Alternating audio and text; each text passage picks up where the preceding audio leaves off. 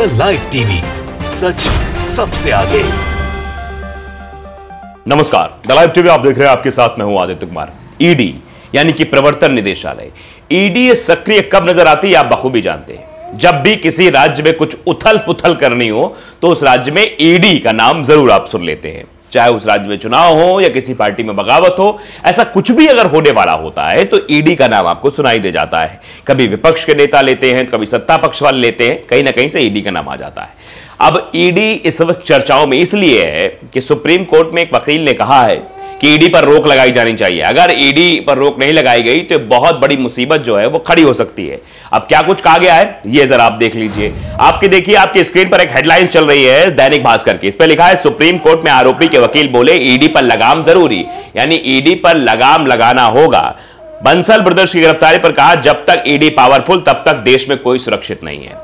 यानी ईडी जितना पावरफुल होगा उतनी बड़ी मुसीबतें जो हैं वो खड़ी होंगी आम इंसान के पीछे। कोई सुरक्षित नहीं अपने आप महसूस करेगा, अपने आप में बड़ी बात है। आप समझिए, कोर्ट के अंदर, सुप्रीम कोर्ट के अंदर, देश के सर्वोच्च न्यायालय के अंदर इस तरीके की बात कही गई है कि वहां पर जो है ईडी के बारे में चर्चा हुई है कि ईडी जब तक खुले फ्री हैंड रहेगा, ईडी पर जब तक कोई लगाम नहीं कसी जाएगी, तब तक ईडी जो है इसी तरीके काम करता रहेगा। अब क्यों, किसने कहा, किस मामले को लेकर कहा, यह जानना बेहद जरूरी है। दरअसल सुप्रीम कोर्ट में सीनियर एडवोकेट हरीश साल्वे और मुकुल रोहतगी ने ईडी की शक्तियों पर सवाल उठाए हैं।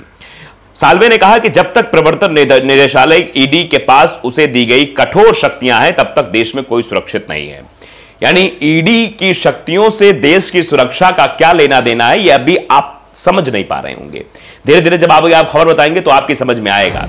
वैसे ईडी का इस्तेमाल किस तरीके से किया जाता है इसको भी आप बखूबी जानते हैं। सीबीआई का इस्तेमाल किस तरीके से किया जाता है इसको भी आप बखूबी जानते हैं। आईटी का इस्तेमाल, इनकम टैक्स का इस्तेमाल, इनकम टैक्स की जो टीम है उसका इस्तेमाल किस तरीके से किया जाता है, यह भी आप बखूबी जानते हैं। तो इनकी शक्तियों पर लगाम लगाने की बात यह कही जा रही है। दोनों वकील मनी लॉन्ड्रिंग केस में गिरफ्तार M3M डायरेक्टर्स बसंत बंसल और पंकज बंसल की तरफ से दलील रख रहे थे। सुनवाई जस्टिस AS बोपन्ना और जस्टिस MM सुंदरेश की बेंच कर रही थी।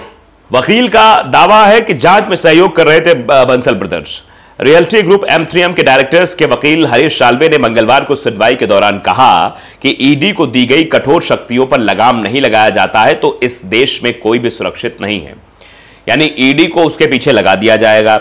देखिए कैसे उनकी गिरफ्तारी हुई। वे जांच में सहयोग कर रहे थे, गिरफ्तारी उनके अधिकारों का उल्लंघन था। जो ईडी ने गिरफ्तार किया उन लोगों को, वो उल्लंघन था क्योंकि वो लोग जांच में पूरी तरह से सहयोग कर रहे थे, कहीं से भी इधर उधर भाग नहीं रहे थे। इसलिए एजेंसियों की शक्तियों पर लगाम लगाने की जरूरत है। गौरतलब है कि बसंत और पंकज बंसल को एक पूर्व जज रिश्वत मामले से जुड़े मनी लॉन्ड्रिंग केस में गिरफ्तार किया गया था। मतलब एक मनी लॉन्ड्रिंग का केस था जिस केस में गिरफ्तारी हुई थी। सुप्रीम कोर्ट ने हरियाणा हाईकोर्ट जाने का आदेश दिया। सुनवाई दौरान जस्टिस बोपन्ना और जस्टिस सुंदरेश ने दोनों को जमानत के लिए हरियाणा हाईकोर्ट में अपील करने का आदेश दिया। इसके साथ ही बंसल ब्रदर्स का सुप्रीम कोर्ट पहुंची याचिका का भी निपटारा दिया गया। तो ये आप समझिए इसका निपटारा। अब जानिए बंसल ब्रदर्स की गिरफ्तारी का जो घटनाक्रम है वो क्या रहा, कैसे उनकी गिरफ्तारी हुई, जिसके बाद जो है वकील को यह कहना पड़ा कि इनकी शक्तियों पर, यानी ईडी की शक्तियों को कमजोर किया जाए, ईडी को कमजोर किया जाए, नहीं तो फिर देश सुरक्षित नहीं है। दरअसल बंसल ब्रदर्स को ईडी ने 14 जून को PMLA के तहत गिरफ्तार किया था। बाद में उन्हें हरियाणा के पंचकुला में स्पेशल PML कोर्ट में पेश किया गया। बाद में उन्हें 5 दिन की ईडी हिरासत में भी भेज दिया गया। इससे पहले 9 जून को हाईकोर्ट ने रियल एस्टेट फर्म IREO से जुड़ी मनी लॉन्ड्रिंग मामले में बसंत और पंकज बंसल को 5 जुलाई तक गिरफ्तारी से अंतरिम राहत दी थी। बंसल ने दलील दी थी कि इस तरह की हिरासत और अवैध हिरासत की तरह है। मतलब बंसल ने दलील दी गई थी कि ये जो हिरासत में लिया गया है ये सही नहीं है, ये अवैध है, अवैध तरीके से हिरासत में लिया गया था, जिसमें दोनों एक दूसरे को मनी लॉन्ड्रिंग केस सजा से सुरक्षा देती है। ये जो है मतलब जो अवैध हिरासत है, इतना ही नहीं, ये हाई कोर्ट के उस आदेश से बचने की कोशिश है जिसमें दोनों को एक दूसरे पर मनी लॉन्ड्रिंग केस में सजा से सुरक्षा देती है। जिस मनी लॉन्ड्रिंग मामले में बंसल बंधुओं को गिरफ्तार किया गया है वो हरियाणा पुलिस के एंटी करप्शन ब्यूरो की FIR से जुड़ी हुई है, जो 17 अप्रैल को दर्ज की गई थी। ईडी ने दावा किया कि Parmal real estate firm IREO से जुड़े मनी लॉन्ड्रिंग मामले में आरोपियों के लिए पक्षपात दिखा रहे थे। ACB के केस दर्ज करने के बाद पंजाब और हरियाणा हाईकोर्ट ने परमार को सस्पेंड कर दिया। 1 जून को ईडी ने M3M ग्रुप और उसके निदेशकों के साथ साथ दिल्ली और गुरुग्राम में IRDO के खिलाफ छापेमारी की, यानी IRDO के खिलाफ ये छापेमारी की थी। ईडी ने आरोप लगाया कि M3M ग्रुप के मालिक, नियंत्रक और प्रमोटर बसंत, रूप कुमार, पंकज और बाकी लोग छापे के दौरान जानबूझकर जांच से बचते रहे। इसमें आरोप लगाया गया कि इस मामले में M3M के माध्यम से सैकड़ों करोड़ रुपए की बड़ी रकम का हेर फेर किया गया है। तो ये बड़ा आरोप जो है वो लगाया गया और इसी आधार पर गिरफ्तार किया। लेकिन जो बात कही गई सुप्रीम कोर्ट के आरोपी के जो वकील ने कही कि जिस तरीके से ये ईडी को खुला छोड़ दिया गया है, ये सही नहीं है। ईडी के अधिकारों को कम किया जाए, अन्यथा चीजें जो है वो बहुत बिगड़ती चली जाएंगी। ये बात जो है वकील ने कही है। सुप्रीम कोर्ट के अंदर इस बात की चर्चा हुई है, तो इससे आप अंदाजा लगा ही सकते हैं। हिंदुस्तान ने भी, लाइव हिंदुस्तान ने बाकायदे खबर लिखी है। हिंदुस्तान ने लिखा है कि तो कोई सुरक्षित नहीं रहेगा, लगाम कसी जाए। ईडी के खिलाफ सुप्रीम कोर्ट में हरीश साल्वे ने कहा कि इस पर लगाम कसी जाए, नहीं तो कोई भी सुरक्षित नहीं रहेगा, किसी को भी कभी भी गिरफ्तार कर लेगी ईडी। इनके अधिकारों पर थोड़ा सा रोक लगाई जाए।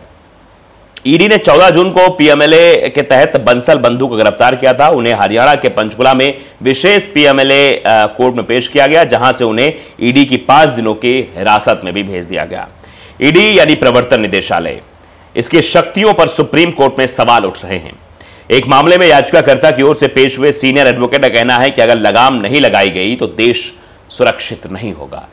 ईडी पर यानी प्रवर्तन निदेशालय के अधिकारों पर लगाम लगाई जानी चाहिए। गुरुग्राम की कंपनी M3M के खिलाफ जारी पीएमएलए केस से जुड़ी कई याचिकाओं पर शीर्ष न्यायालय में यह सुनवाई हुई थी और देश के सर्वोच्च न्यायालय में इस बात की बात गूंज रही थी कि किस तरीके से ईडी अपनी शक्तियों का गलत इस्तेमाल करता है। अगर यह कहा जा रहा है कि इस पर लगाम लगाई जाए, नहीं तो देश सुरक्षित हाथों में नहीं रहेगा, तो इसका अंदाजा आप लगा सकते हैं। यानी कि बहुत कुछ ईडी ऐसा कर रहा है। ईडी मतलब ऐसी चीजें भी कर रही है जिससे देश असुरक्षित महसूस कर रहा है, देश के लोग असुरक्षित महसूस कर रहे हैं। M3M समूह का पक्ष रखने कोर्ट पहुंचे एडवोकेट साल्वे ने कहा कि ईडी को यह शक्तियां दी गई है कि अगर कोर्ट ने इन पर लगाम नहीं लगाई तो देश में कोई भी सुरक्षित नहीं होगा। देखिए किस तरह से गिरफ्तारियां हो रही है, वे सहयोग कर रहे हैं। गिरफ्तार किया जाना मेरे अधिकारों का उल्लंघन है।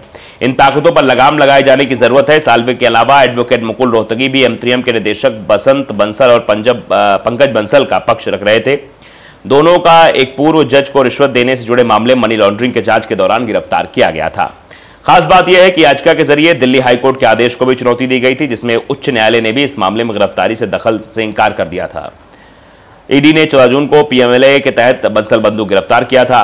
दरअसल जिस मामले में बंसल बंधु गिरफ्तारी हुई है वो हरियाणा एसीबी यानी एंटी करप्शन ब्यूरो की तरफ से 17 अप्रैल को दर्ज एक FIR से जुड़ा हुआ है। FIR सीबीआई के पूर्व जज सुधीर परमार, M3M के एक अन्य डायरेक्टर रूप कुमार बंसल और एक अन्य शख्स के खिलाफ दर्ज की गई थी। ईडी का दावा था कि उन्हें जानकारी मिली है कि परमार IRDO से जुड़े मनी लॉन्ड्रिंग मामले में आरोपियों का पक्ष ले रहे हैं। केस दर्ज होने के बाद पंजाब और हरियाणा हाईकोर्ट ने परमार को निलंबित कर दिया था। लेकिन अब जो गिरफ्तारियां हुई हैं उसको लेकर ईडी पर सवाल खड़े हो गए हैं और ईडी पर सवाल कोई और नहीं बल्कि हरीश साल्वे ने खड़े किए हैं। हरीश साल्वे ने कहा है कि अगर इनकी शक्तियों पर रोकथाम नहीं लगाई गई, लगाम नहीं लगाया गया, तो आने वाले समय में देश सुरक्षित नहीं रहेगा। यह बात सीधे तौर पर उनके द्वारा कही गई है। तो अंदाजा लगाइए किस तरीके की चीजें हो रही हैं। तो द लाइव टीवी को अगर आपने सब्सक्राइब नहीं किया जरूर करिए, बेल आइकन दबाइए ताकि सच खबर आप तक पहुंचती रहे। नमस्कार। द लाइव टीवी, सच सबसे आगे।